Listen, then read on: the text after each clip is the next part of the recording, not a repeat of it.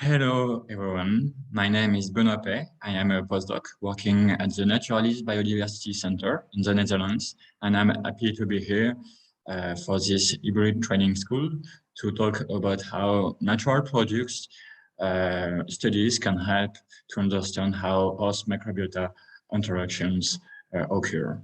And here for this talk, I will mainly talk about the seaweed holobiont study. So, as you already probably know, marine environments are a really incredible source of discovery for new natural products, especially for therapeutic targets, including cancer, inflammation, or other targets, and like antifouling cosmetics. Among the really interesting organisms that we can find in marine environments, which have a great potential of discovery for a natural product, we can find sponges, marine fungi, seagrass, marine lichens, and seaweeds.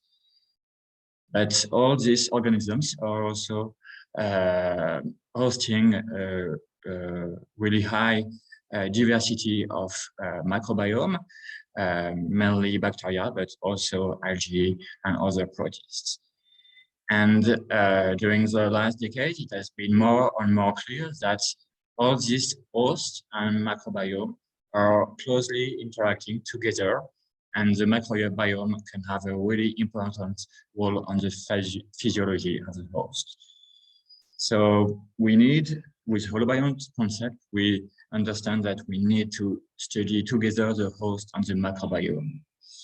Especially for the study of marine natural products, we need also to study the microbiome of this host, because the microbiota can, for example, be involved of some biosynthetic pathway, but also can change the physiology of the host.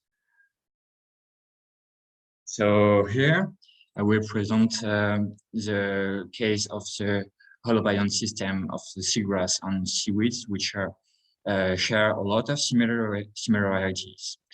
So seagrass and seaweeds have a microbiota at their surface, which is mainly composed of bacteria, also archaea, microalgae, protists, and fungi. In this microbiota, we can find pathogens, symbionts, and commensalists. And all this microbiota can form at the surface of the seagrass and the seaweeds a biofilm. But the host also have some surface metabolites which are involved in the interaction between with the microbiota. These surface metabolites can be chemical defense, nutrients, and other metabolites involved in the communication with the microbiota.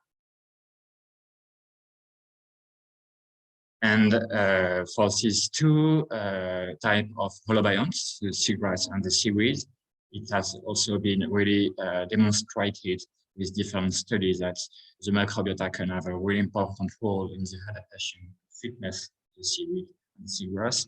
For example, some bacteria can induce the growth of these organisms.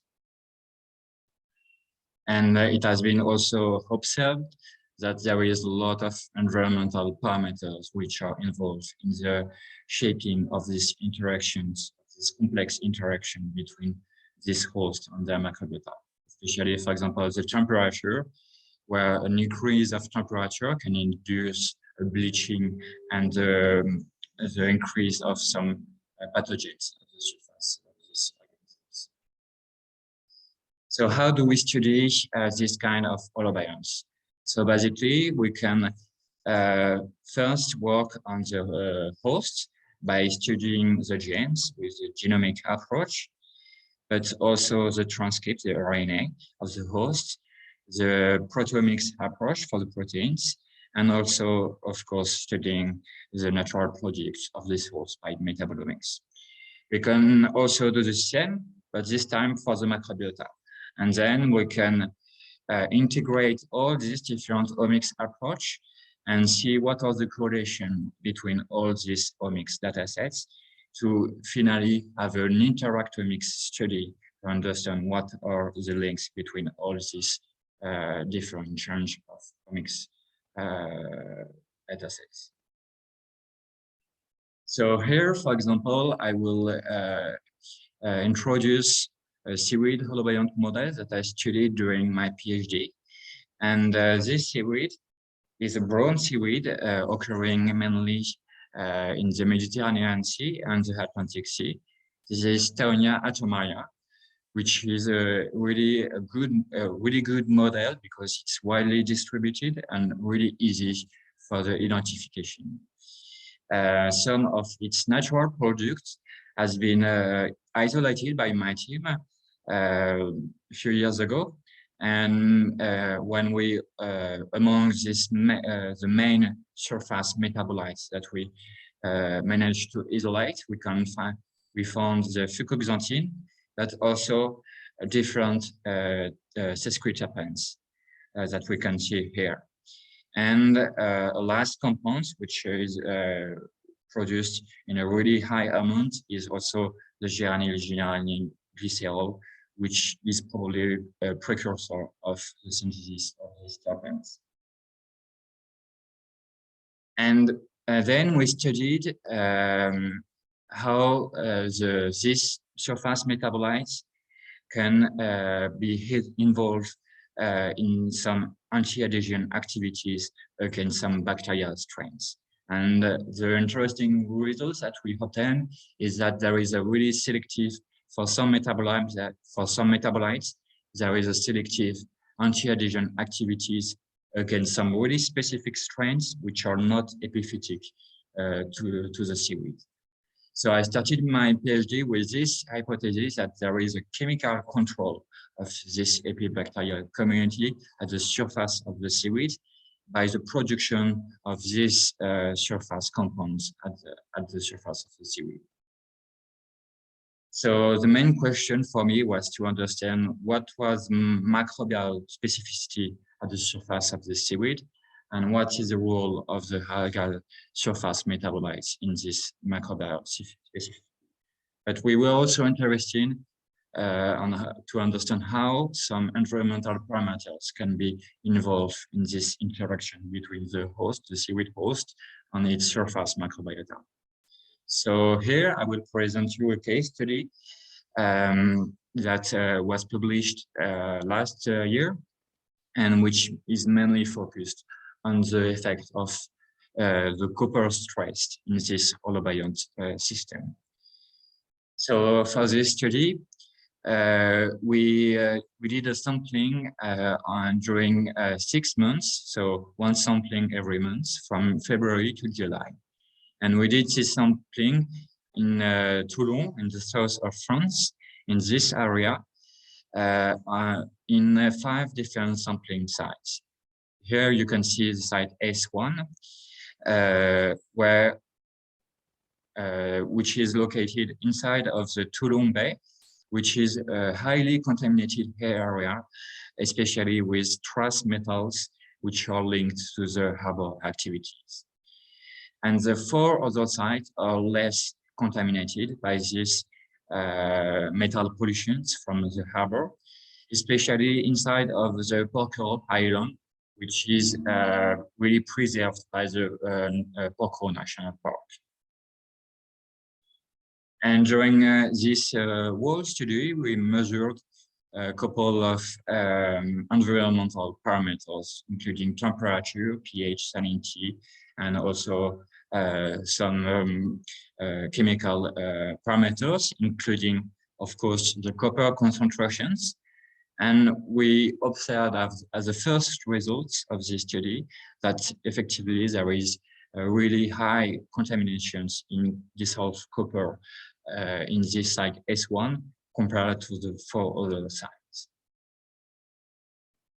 So then what have we done for this study?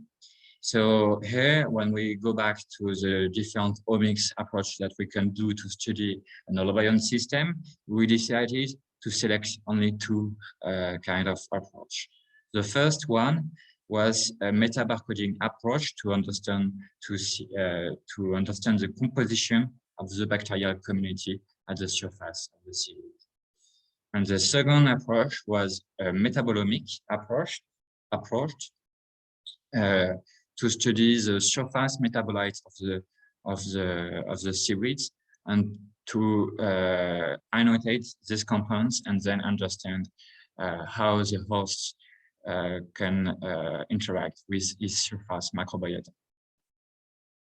So we did the sampling of the seaweeds, and then to study the diversity of the microbiome, we did 16S RNA gene metabarcodic approach by using Illumina MySeq sequencing approach, and then we did a pipeline on Fox on Galaxy to process the data. And in parallel, we also did the surface metabolomics of the seaweeds using a LC-MS approach. We processed all the data using MZMine2, and we annotate the data thanks to a molecular network approach. And then with this metabolomics analysis and the metabarcoding analysis, we did a multi-omics integration of the data to see what are the links between the metabolites and the bacteria at the surface of the seaweed holobionts. So here, as the first results, we observe that the epibacterial community diversity is mainly shifting from February here, that we can see in purple, to July in red here. So this shift is a temporal shift, and here we can see the different, with the arrow, we can see the different parameters involved in this shift of community. And we can see that the temperature here is the main parameter, is the main parameter involved in this temporal shift from February to July. But we can also see here that there is some really specific bacterial community associated to the site S1, which is the site highly contaminated in copper. And the high concentration of copper is clearly involved in this specificity of microbiota. So we decided to investigate what are the main taxa discriminants for this site S1, which are highly contaminated in copper. And we can see the taxa in blue light here on this cladogram. And there is two really interesting taxa here, Rhoseobacius and Rubritalia, which have already been found at the surface of other seaweeds in Chile, and especially in some area really contaminated in copper. And these taxa are also known for their antioxidant activity against this copper stress. So this is really interesting with the literature. So for the surface metabolome profiles, we also observed here a really specific signature of the metabolome at the surface of seaweed, which is specific to the site S1. And when we focused on the biomarker, which are specific to the site S1, we found different photopigments, including the fucoxanthin and the beta-carotenes. And these two carotenoids overexpressed at this site S1 are known also to be overproduced by other seaweed as an antioxidant response against the copper stress, which produce this stress of this oxidative stress on the seaweed. So what are the main hypotheses associated to this change? So basically, when we are in a situation where there is a low level of copper concentration, we have what we can say a normal microbiome and a normal surface metabolites. But when there is a high level of copper concentrations, this high level of copper concentration might induce an oxidative stress and photo inhibition for the seaweeds. And to act against this stress, the seaweed will overproduce probably some photopigments, including the fucoxanthin. The fucoxanthin is also known to have an anti-adhesion activities against some specific bacterial strains.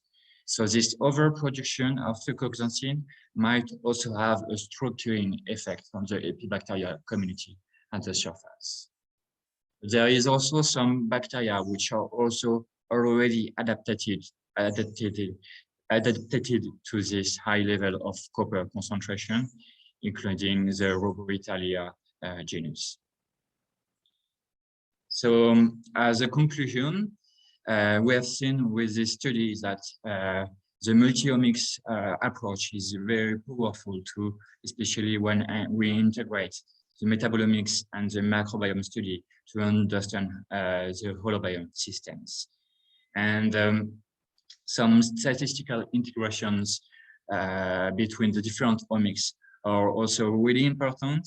And I personally think it's promising and powerful tool which need to be developed in the next years, to especially in the context of hypothesis-free approaches. This case study for the copper demonstrated that there was probably an oxidative stress induced by the copper, and there is also an antioxidative strategy produced by the seaweed host, and also probably also in the same time by the microbiota. And finally, to conclude, we have observed that the isolation of some marine natural products from the seaweed helped a lot, in fact, to understand how the seaweed interact with the microbiota, especially since we were able to isolate the different photopigments of the seaweed. So here, this study is a good example to explain how the marine natural products investigation are really that there is a really high complementarity with the ecological studies based on the holobiome concept. I would like to thank you for your attention, and I also would like to give a special thanks to my former PhD advisor and also my current postdoc advisor working currently at the Naturalis Biodiversity Center. Thanks for your attention.